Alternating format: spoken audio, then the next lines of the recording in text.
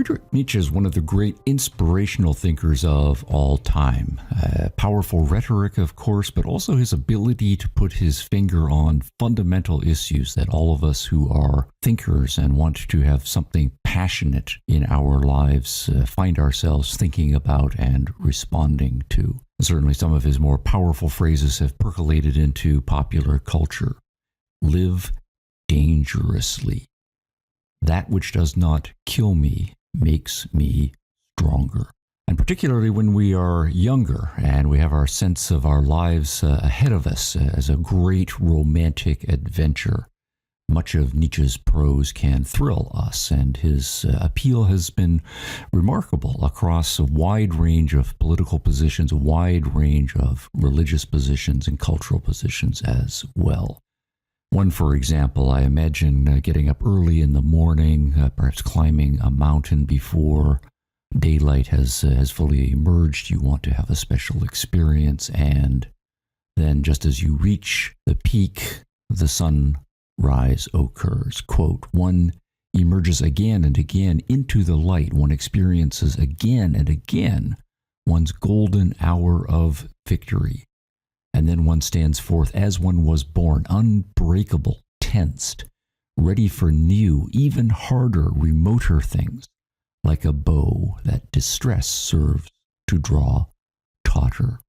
So while many people thrill to this romantic adventure sense of life that Nietzsche exhibits, Nietzsche is also one of the great critics of human psychology. It's with all its potential for pettiness, for cowardice, for hypocrisy.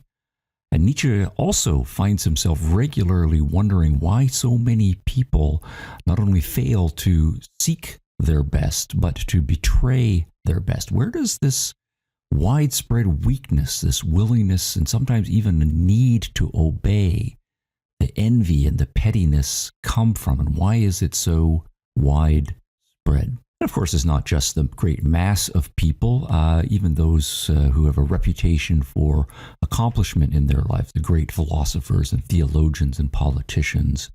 Nietzsche also has a brilliant reputation for being the best name-caller in intellectual history. Plato, for example, he dismisses him as a coward before reality. That's a literal quote. Plato sees this kind of messy physical world with all of its imperfections and retreats to this higher ideal perfect world of forms. What a coward. Take reality as it really is. Christians, with their willingness to fall on their knees and prostrate themselves and declare their unworthiness, Nietzsche, dismisses them as beings who only know how to worship their God by debasing human beings. Kant, with his penchant for kind of rationalistic, logic-chopping, web-spinning, Nietzsche declares him to be, quote, a catastrophic spider, the way spiders, these dark creatures that like to hang out in dark corners and cubby holes and spin their webs to trap the unwary. It's kind of a brilliant negative metaphor to capture Kant's philosophical style. And politicians of the welfare state who, under a pretense of benevolence, want to control us and look after us and treat us like children with all of that life-sucking paternalism built into strong welfare states. He dismisses the welfare state as, quote, the coldest of all cold monsters. And with all of the name-calling that Nietzsche engaged in, of course, many intellectuals of his generation and beyond have returned the favor. There's an anecdote when Nietzsche was a professor at the University of Basel. Many of the philosophers there were contemptuous of him and actively urged their students not to take courses from Nietzsche. And for a while, actually, Nietzsche had no students in his class, partly because he hadn't built up his reputation among the students, but because of the act of campaigning against him. This is from one of his biographers. For a time, quote, Nietzsche, then professor of classical philology at the University of Basel, had no students in his field. His lectures were sabotaged by German philosophy professors who advised their students not to show up for Nietzsche's courses, unquote. So the disdain is often mutual. Now, of course, we don't really remember who any of those German philosophy professors were, but we do reckon with Nietzsche. And one of his great themes is the theme of the death of God. God is dead. And by that, of course, Nietzsche does not mean that there was a God who has passed away, but rather that what God stands for, the idea that there is a creator, overwatch being up there in the sky somewhere who is telling us what to do. We don't really believe in that anymore, or we kind of sort of believe it, but it's very hard for us in the modern world with our rational independence, the growth of science, our individualists, just to kind of uncritically accept this old-fashioned belief sense. But then what this does, of course, besides putting us in a crisis of realizing, oh my goodness, if we can't rely on religion for all of our traditional truths, where in fact are we going to find a replacement that's good enough? But for philosophers, the question then is going to be, and this is Nietzsche's question, if it's the case that we don't get our understandings of the way the world came from and the way it works and what we're supposed to do with our lives from religion, then where in fact do we get religions from, and where does our traditional morality come from? And if it's the fact that there was no God who in fact delivered all of these moral commandments to us and created the religions around them, then that means that we made them up. And that then raises an interesting follow-up question. Why would we make up the kinds of religions that we have made up? Why would we make up the moral codes? And Nietzsche is going to offer a psychological interpretation of religion. And that if you have a religion that desperately longs for a father figure in the sky, for a kind of being who's going to tell us what we're supposed to do with our lives, for a kind of religion that asks us to fall down on our knees and confess our weakness and ask for atonement, what is this saying about the kinds of human beings that are going to create a religion like that in the first place? Of course, Nietzsche is going to beat up on religion quite a bit, but we find that this psychological thesis is broader than religion. We find the same thing manifesting in politics. The vast numbers of people who want there to be a messianic-like political leader who will take care of them, whom they can abase themselves before, who will solve all of the big questions of life about myth and meaning and so forth and tell them what to do. And certainly in personal relationships, we find the same sort of thing. Some people go into these racial relationships looking for someone to look after them, to tell them what to do and so forth. And where does this come from? This psychological propensity toward weakness, toward self-abnegation, to feeling unworthy, to feeling emptiness and desperately wanting for something else outside of yourself to fill that void. Of course, one possibility is to say that people are just born into a certain kind of culture, and for some whatever historical reasons, this culture has encouraged people to think less of themselves and to look outside themselves for meaning and values and to be told what to do. And there's just large numbers of people just passively accept it by a kind of cultural conditioning. Of course, the other possibility is that they are born naturally feeling that way, and so they're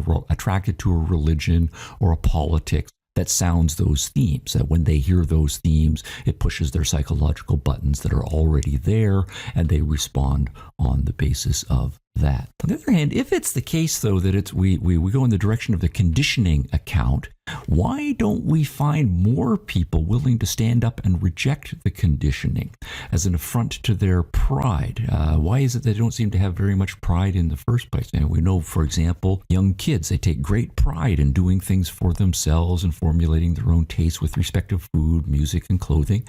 And they're all more than willing to push back against parents who say, eat your carrots, the carrots are good for you. No, I don't eat carrots, I'm not going to eat my carrots. And we rebel and we push back if our parents say these are the musical things that you're going to like and here's how you're going to dress and so forth. No, we're going to naturally have a dignity, a natural independence to want to formulate our own tastes in all of those areas. So why doesn't it extend, say, to religious conditioning? And we have a lot more people pushing back and saying, no, I'm going to formulate my own values, not just obediently accept and obey these handed down values from other people. Now, on the other hand, if we say it's not just a matter of conditioning, then we're pushed in the direction of saying that it's natural to some people. A large number of people is to grow up in a kind of passive, accepting right way, that they don't really have much of a sense of who they are and what they want to get out of life. And so when the religions and political systems and so forth come along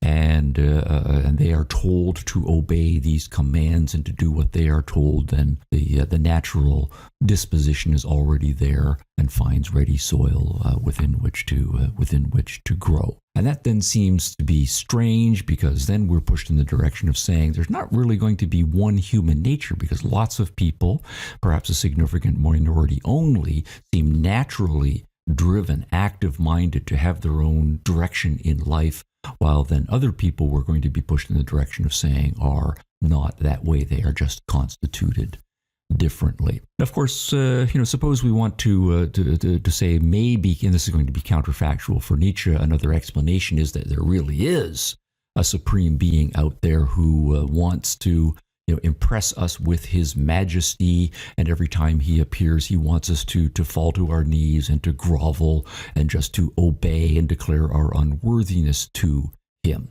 Well, if there really is such a being, there's still going to be a kind of Nietzschean psychological question. I mean, of course, there's this, what kind of sick tyrant being would that God be if that really is the way God is? But we still would have the question about the human response to that. Why wouldn't more human beings react to such a being with a kind of a healthy disdain inside? Now, of course, you might externally obey such a being. After all, it's got a great deal of power, and it can make your life miserable if you don't obey. But inside, right, you are rebelling against this. You're preserving your independence, and you are looking for opportunities to disobey, even to topple the tyrant, the same way that we would react as healthy human beings who want our freedom to any sort of tyrant who appears. So what we then have is the old nature versus nurture versus choice option. And what Nietzsche is going to argue is that the proper explanation for this is a fairly strong nature explanation, a biological explanation. What he's going to argue is that all of these moral codes, their God in fact is dead, so there really isn't the case that there's a God who delivered some commandments, say, to Moses that were written down once and for all, and so ethics is done from this this extrinsic, eternal, immutable source. Instead, we're going to say that moral codes, we made them up. But the kind of moral codes that we make up are going to be a reflection of the kind of psychology that we have, but the kind of psychology that individuals have who are making up these moral codes is going to be a function of their biology. So here's a quotation from Beyond Good and Evil. I'll put the exact source in the notes. Quote, "It cannot be effaced from a man's soul what his ancestors have preferably and most constantly done." So what we then have to say is it's already written on your soul, and it can't be effaced from your soul, and it's there based on what your ancestors did over and over for many generations. Now, there's a kind of Lamarckian evolutionary theory at work here, and anytime we start talking about biological determinism in the 19th century, it's worth putting some dates to it. So Nietzsche was born in 1844. That means that in 1859, when Charles Darwin published Origin of Species, Nietzsche would have been a precocious 15 years old, reading everything, absorbing all of the classics, and of course the major intellectual currents of his own time. And one of the things that I think is most important about Nietzsche is that he is a second half of the 1800s thinker, one of the first to take evolutionary theory seriously and to incorporate into his philosophical system. And this is one example of it here. So then what we then need to do further on is argue that the evolutionary account, or the biological account, is going to be most fundamental, and we will then be giving reductive accounts to biology of all sorts of psychological, cultural, and so forth phenomena. So another quotation from Beyond Good and Evil: "One's moral code is a, quote, decisive witness to who he is, to the innermost drives of his nature," All right, now notice then that what we have is the innermost drives of one's nature. It's drives that are natural to us. And what your moral code is just a witness to what's really going on with these natural drives in you. So our psychological manifestations of our drives, to the extent that we've put that in conscious word, verbal formulations and codify it in moral codes, that is driven by these innermost drives. Another quotation, quote, "Moral judgments are symptoms and sign languages which betray the process of physiological prosperity or failure." And again, it's the moral code or the moral judgment. It's just a symptom of something deeper that's going on. And what's going on that's deeper is physiological. And you'll then notice that he added some normative terms to physiological. Some of us are physiologically prosperous, like we are healthy physiologically, biologically. And as a result of that, what we take to be moral is going to be one thing. On the other hand, if we are physiological failures, right, in some case there's a deep sickness or a deep dissolution that's going on in us physiologically, our moral judgments are going to be symptoms of that as well. Now, what we then have is, again, a rejection of any sort of intrinsicism, and certainly any sort of supernatural intrinsicism with respect to morality. We make up morality, but we make up morality based on what's going on inside of us psychologically. But what's going on inside of us psychologically ultimately is physiological. And so we have a kind of biological reductionism.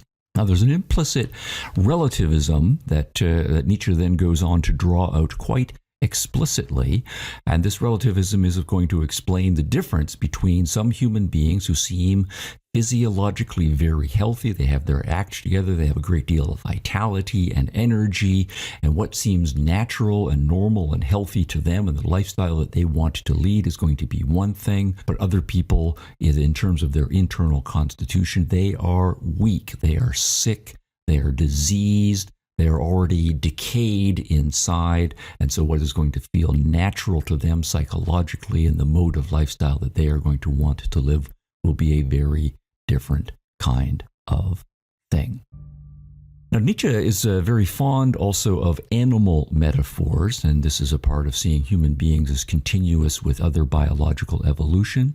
And one standard biological divide that he draws upon is the divide between predator types of animal species and prey types of animal species. So another quotation here where he contrasts, and this is kind of counterfactual, but if we start to imagine ourselves as philosophically, consciously formulating what a moral code would look like for various kinds of animal species, we come up with very different moral codes. And so there's a relativism that's built into biological nature. So I'll give you the quotation first and then we'll unpack it. Quote, contrasting lambs here with birds of prey like hawks and giant eagles and so forth. Quote, that lambs dislike great birds of prey does not seem strange.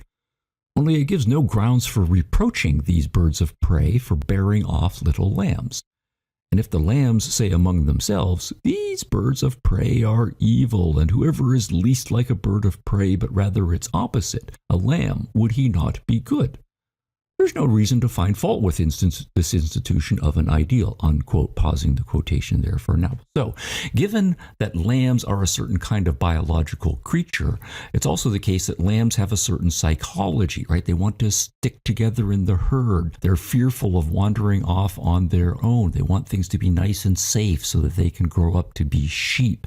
And so what's good to them, according to their biological nature, if, again, we were philosophers for lambs or sheep, would then be to say, we think all of the sheep-like traits are good, and then the opposite of those, the bad and the evil traits, are going to be anything that is not sheep-like or a threat to the sheep lifestyle. And so all of the traits that then birds of prey are naturally going to have, since they are our enemies and a threat to us, they are going to be the bad and the evil. And that's perfectly natural. You're not going to fault sheep for having that kind of a moral philosophy. But then, of course, there is the whole predator side of the divide, and the predator way of looking at things, the way lions and wolves and of course eagles and others are going to look at things. And so, returning to the quotation here, perhaps the birds of prey might view it a little ironically. That is to say, the sheep way of looking at things a little ironically, and say, we don't dislike them at all, these good little lambs. We even love them. Nothing is more tasty than a tender little lamb. And so the whole point is going to be that if you are a bird of prey, right, what's natural to you and your lifestyle and the way it manifests itself in your psychology and your way of acting. Again, if we were to become philosophers of good and evil for the birds of prey, then it would be all of the predatory traits that we would be prizing and valorizing, and we would be looking down contemptuously at the sheep way of life. And then again, that would be perfectly natural and healthy to us. And so the point is going to be that we are going to have dramatically different kinds of moral codes based on these dramatically different biological ways of life. And Nietzsche is going to argue that this predator-prey type of psychology, or physiologically healthy and physiologically weak, also runs right through the human species. So there's not going to be a universal code of ethics possible for human beings, because human beings, while nominally we'll call everybody a human being, that is to paper over some very deep biological differences among human beings. Now, in the genealogy of morals, one of Nietzsche's great mid to late period works, a very mature Nietzsche working these things out, Nietzsche says that what we're doing is a genealogy of morals. So rather than seeing moral codes as once and for all having been delivered to us by a transcendent source, instead what we have is organisms trying to survive and developing a psychology and habits of life that are going to enable them to survive. But then, as we know from evolutionary things change over the course of generations and generations, and so we should expect different species and different subspecies to evolve, different physiologies, different psychologies, and then different moral codes to the extent that those can be made explicit and codified. So what we then need to do from our now late 19th century perspective is look at the moral codes that are kicking around in our generation, in our time, and not just take them as set in stone, but rather ask, where did these come from? What kind of people or what kind of psychology would give rise to this kind of moral code as opposed to that kind of moral code? Now, Nietzsche is, of course, very distressed by the prevalence of the Judeo-Christian moral code, and in his view, the secularized versions of them, a strong egalitarianism, let's all be equal and share our toys, strong socialism, the government is going to look after everybody and make us all the same, and everybody, again, will be one big happy family, and so forth. So what Nietzsche is interested in doing is to ask, where did these moral codes come from, and what explains their cultural prevalence? Why is it the case that, of course, we still have plenty of people kicking around who have a great sense of independence and vitality and who are not afraid to buck convention and go their own way and perhaps even become tyrants themselves? But it doesn't seem like we have a lot of those people, and certainly not enough of those people from Nietzsche's perspective. So what explains the origin of what he comes to call the slave moralities of his times?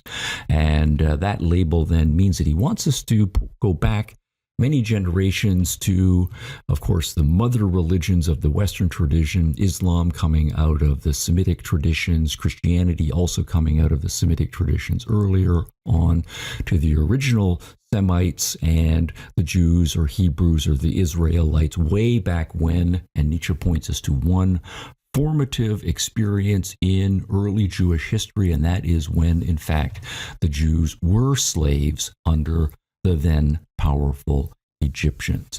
Now, at that point, what we have is the master group is the Egyptians. They're able to do whatever it is they want to express their values, and they have the power to make their values and their lifestyle happen. But the Jews at that point, as one of the enslaved peoples under the Egyptians, find that then they cannot do what as human beings they naturally would want to do. That is to say, come up with their own ideas about what their lives are going to be, pursue their own values in their own way. Instead, what they have to do is live the way slaves do. That is to say, they have to obey.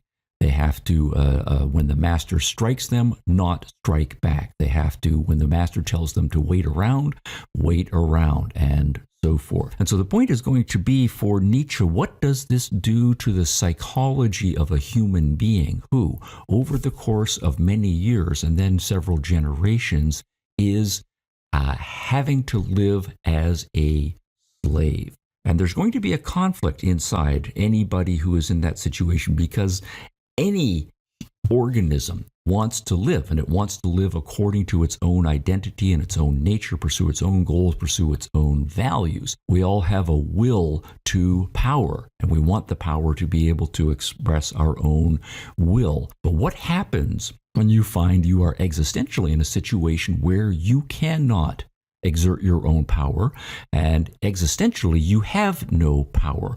What you then find you have to do is that you have, of course, a certain amount of psychological power. You can control your mind and your feelings to some extent, but you can't manifest those the way that you want. Instead, because of your circumstance, you have to use your psychological power on yourself to stifle yourself, to control yourself, to mold yourself as much as possible into a slave who's actually going to survive. And you have to do that because if you act the way a natural human being would act, you will suffer pain, you will suffer dismemberment, you will die.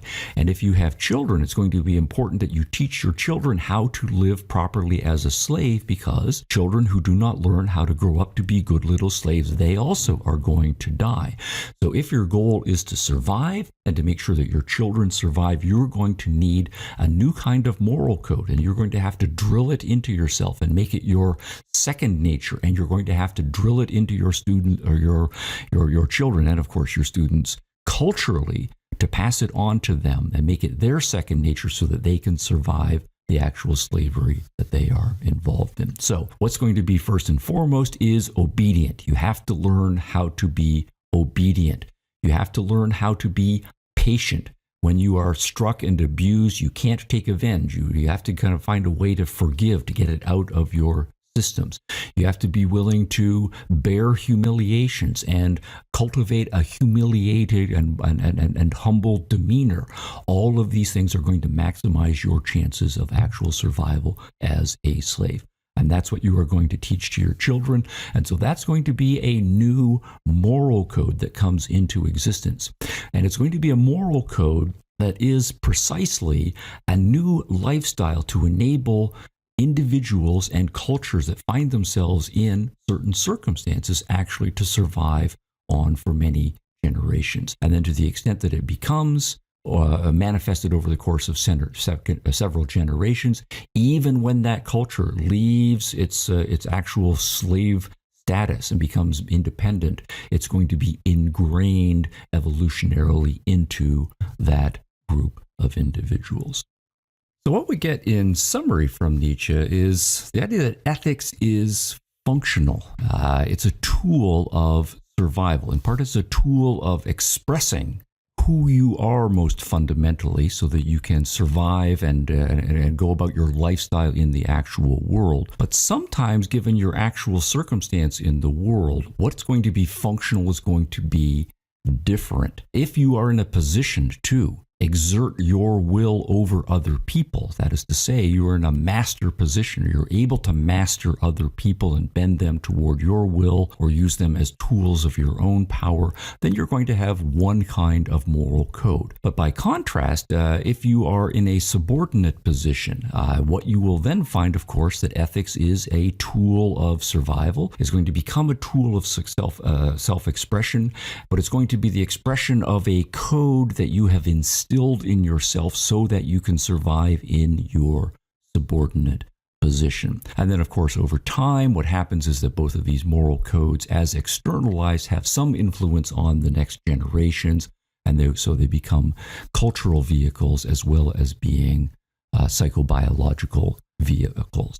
So what we then have by the time we get into the modern world, and this is to put in very broad strokes, just imagine a spectrum of master types to slave types at the opposite ends of a spectrum, and people falling at different points along that spectrum, though, is two types of psyche. Some people who are weak constitutively, and some people who are strong in terms of their natural biological constitution. Some people then who are psychologically vital and energetic, and other people who are weaker and more passive.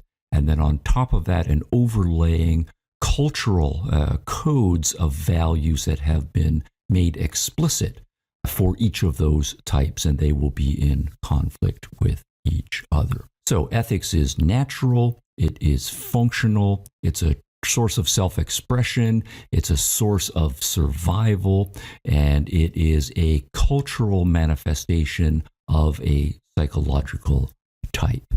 And of course, the relativism is built into this as well. Now, by the time we get into the modern world, we are starting to use the label altruism for one of these types of moral codes. Now, the master code is egoistic in the following sense, that you have an ego, you have a self, you have your goals, and what you want to do is augment your power, including power over other people, to get what you want out of life. But we do now have this other moral code that is not egoistic, at least initially not seemingly altruistic, but is officially altruistic. It's alter from the Latin word for other. It's about otherism, and so it's a principled otherism. And of course, that is rooted in the slave morality, because the slave is not at all allowed to have an ego, to have a self, to have goals, values, and so forth. Instead, the slave is totally a tool of others. It's a tool of the master, and so everything about the slave is directed toward the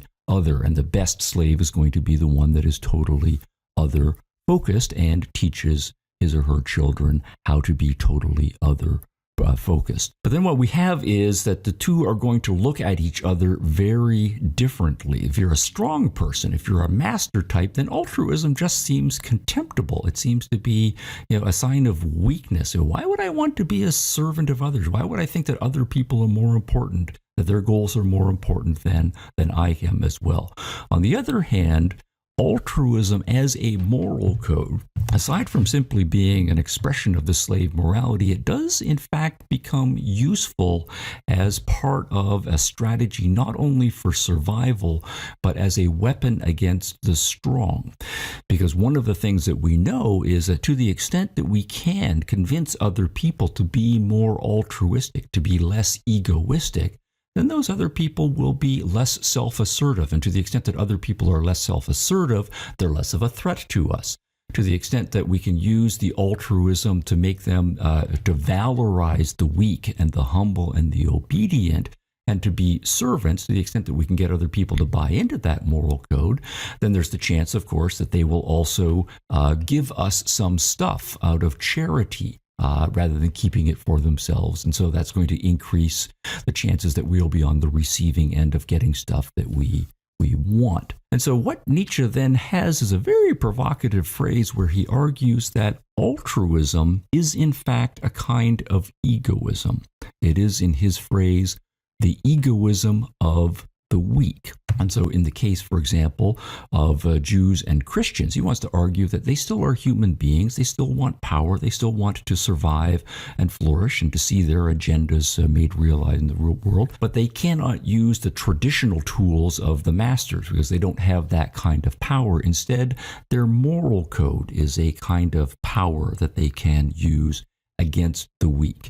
It enables them to band together in a herd like a whole number of sheep, and so there's safety in numbers, and it gives them a sense of security and a sense of emboldenment. So in many cases, the sheep will face up to the wolves if they feel that they have the safety in numbers, but also to the extent that they can get some people who are perhaps in the middle psychological territory between being masters and being slave types, to make them a little less threatening, to make them feel a little bit guilty about their strength and their riches and whatever it is that they have and to give more to the weak in the form of charity and so forth. So the idea then is that this altruistic moral code is a functional tool, and it can be used to advance the interests of the weak. So altruism is the egoism of the weak.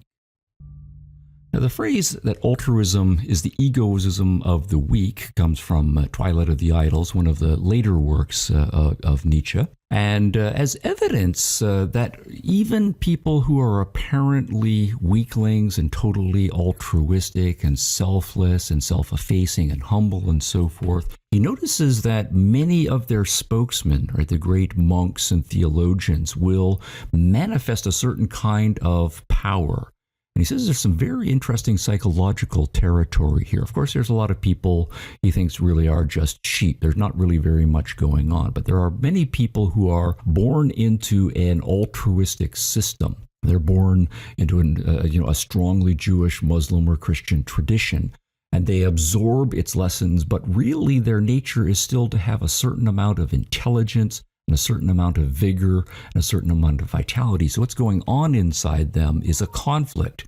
And out of this deep conflict can come some fairly poisoned stuff. So if I, for example, think that I am weak, that I'm not one of the people who's had this, been born into a glorious, aristocratic, wonderful lifestyle, and I kind of hate the fact that I don't have that lifestyle, but at the same time, I kind of believe that I'm supposed to be weak and humble and obedient, right, and so forth.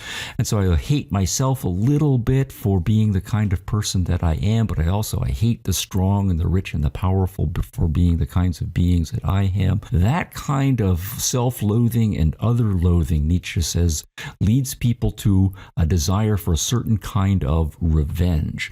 And we always want revenge on those who make us feel bad about who we are and the kind of lifestyle that we have. So he notices, for example, how many theologians and monks in their writings will have this kind of revenge fantasy against the rich and the powerful, but their revenge is going to come in the afterlife.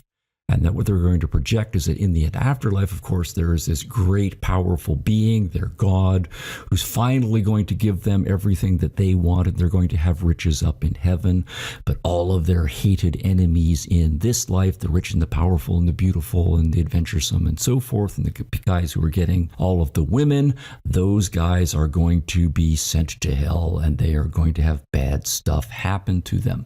And what's going to be especially good is that I'm going to have a front row seat up there in heaven watching this happen to those guys. So Nietzsche, for example, quotes Aquinas. Aquinas is one of many here, Tertullian, Augustine, Jonathan Edwards, and so forth. But here's Aquinas arguing, or stating rather, quote, "In order that the bliss of the saints may be more delightful for them, and that they may render more copious thanks to God for it, it is given to them to see perfectly the punishment of the damned."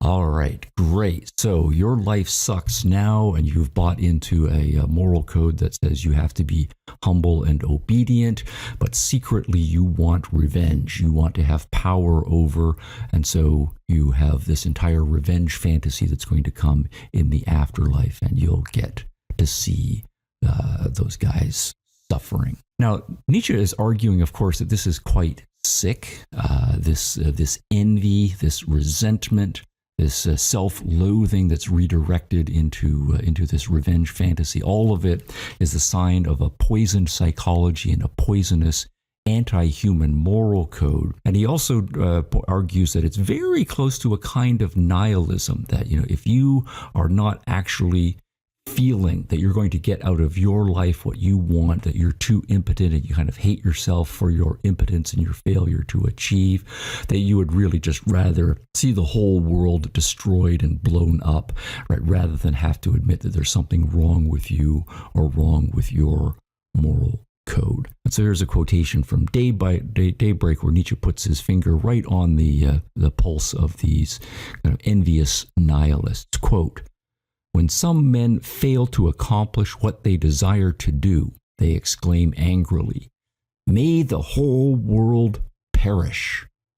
This repulsive emotion is the pinnacle of envy, whose implication is, if I cannot have something, no one can have anything.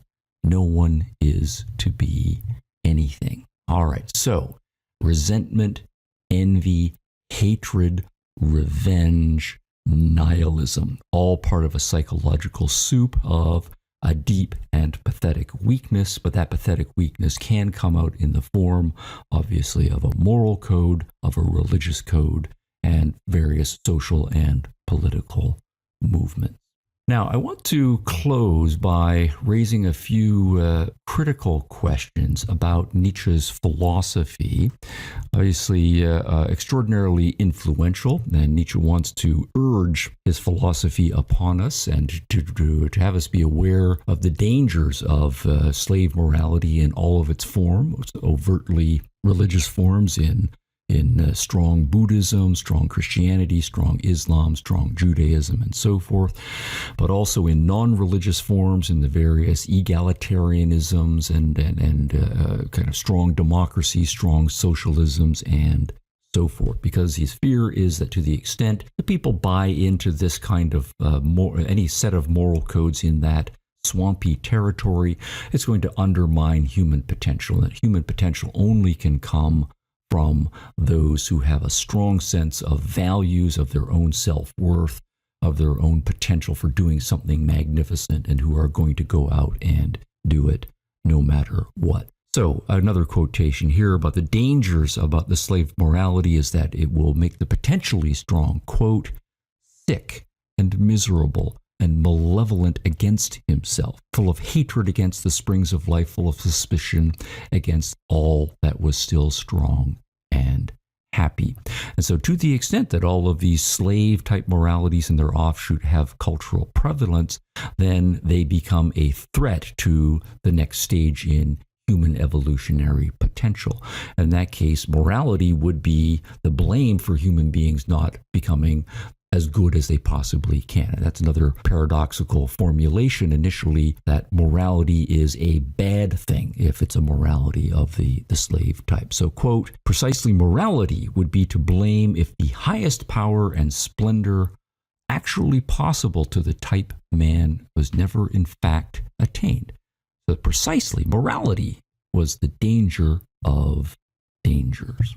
Now, there's a kind of paradox that is endemic to any sort of relativistic epistemological accounts and moral accounts as well. So we find a version of that in Nietzsche. So, for example, what are we supposed to think about the slave morality types? And on the one hand, if we take seriously the idea that there's a herd morality and there's a kind of a predator morality, and that one is born, say, as a sheep, or one is born as an eagle, if it's the case that these beings can't help being what they are, wolves are going to be wolves and sheep are going to be sheep, then why would we use the language of revulsion, the language of moral condemnation with respect for them? And what we find is that Nietzsche seems to be doing both of those things. On the one hand, he is saying that, the sheep can't help being sheep and wolves can't help being wolves, in which case the moral condemnation language would be inappropriate. And the same thing then would apply for human beings. If it's the case that some human beings are born more sheep-like and some are more and more wolf-like, then we wouldn't be saying that one is wrong and one is right for human beings. Instead, all we would do is not moralistically make judgment calls, but make kind of aesthetic judgments. If I am, for example, one of the more predatory types, then I'm going to have an aesthetic revulsion to the idea of living like a sheep. But that's just a subjective judgment for me as the kind of human being that I am. And so at most, we would have a certain amount of aesthetic contempt of the predator types or the master types for the weaker or the herd types. But we're not injecting any kind of moralistic language. But at the same time, we find consistently in Nietzsche that he does use absolutist language, where he does say that the slave types of human beings are contemptuous. They're unworthy of being considered human beings. They're a disgrace. They're a real danger to the future of humanity. Now, for example, we find, and then more specifically in this whole language of altruism, egoism, and whether altruism is a kind of egoism of the weak. If we were to ask Nietzsche, should human beings be egoists? And Nietzsche's official answer seems to be, well, it kind of depends. It would depend on what kind of a human being you are. We might say, it's natural that all human beings have a will to power, and we're each going to assert ourselves. Well, in that case, if it's natural for all human beings to have a will to power and to manifest itself, then we can't say it's wrong for the weak types, the slave types, to use their moralizing altruistic strategy. It works for them. It does enable them to survive. It does enable them to weaken their enemies. It does enable them to get a certain amount of goodies for them and to keep their lifestyle going. So then again, the moralistic condemnation to say that they are an objective, a bad threat to the human potential, that would be inappropriate. We'd just say it's a different kind of human lifestyle that seems to be working for them. But at the same time, Nietzsche does again appeal to kind of universalistic, implicitly objective standards. There really is a human being that has a certain type and it has certain evolutionary potential, and that the good and the best for human beings is for them to achieve that potential, the improvement of the species to bring about the overman, and that herd morality is an objective threat to the realization of that. So when he says, for example, there, quote, the healthy's right to exist, the privilege of the full-toned bell over the false and the cracked, is 1,000 times greater. They alone are the warranty for our future. They alone are liable for the future of man. Unquote. That's from Genealogy of Morals. So he's really saying that it's only the master type, the healthy type, the egoistic type that is actually worthy of living, because they are going to bring about the overman and so forth. So Nietzsche does strike me as being stuck in this relativistic paradox where he is speaking out of both sides of his mouth. He is, on the one hand, by his official philosophy, seemingly to be pushed in a relativistic direction, just saying there are different moral codes and they work for these different sub-strains of the human type, and we can't say that one is right or wrong because we don't have an objective stance. We can only be speaking from one or the other stances, whichever one we happen to be a part of ourselves. At the same time, he does seem to be stepping outside of the human condition and saying there is one healthier, better, more admirable direction for human beings to go, and only some people are going to be able to achieve that, and the others are a betrayal of actual human potential. And so this language, for example, of whether altruism is the egoism of the weak, again, we are stuck in a kind of paradox here. Nietzsche, on the one hand, wants to say it is the egoism of the weak, and egoism is natural to all human beings. On the other hand, at various points, he says egoism should be severely limited, and we should only allow the better kind of human beings to be egoistic, and we should discourage egoism from those who are contemptuous and a drain on human potential. Now, this is, of course, an ongoing question for Nietzschean scholarship and for more generally subjectivist philosophies in general. Perhaps part of the continuing giant stature of Nietzsche on our cultural landscape is that he really does attract these two different audiences. He does attract those who are looking for inspiration to make a great romantic adventure of their lives, and he does attract those who are grappling with the very deep challenges of skepticism and subjectivism coming out of a materialistic evolutionary philosophy.